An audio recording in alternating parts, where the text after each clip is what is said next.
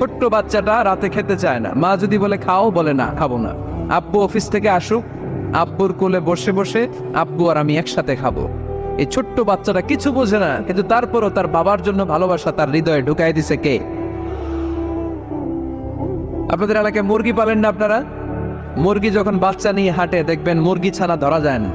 ধরতে গেলেই মা মুরগিটা কি করে? কামড় দিতে আসে।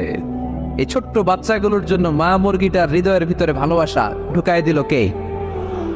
আহা, আমি পত্রিকাতে এমনও দেখেছি, বন্যায় এক মা পানি খেতে খেতে খেতে খেতে খেতে খেতে মরে গিয়েছে, কিন্তু শিশুটাকে একটা বালতির মধ্যে চাপিয়ে মাথায় তুলে ধরে রেখেছে।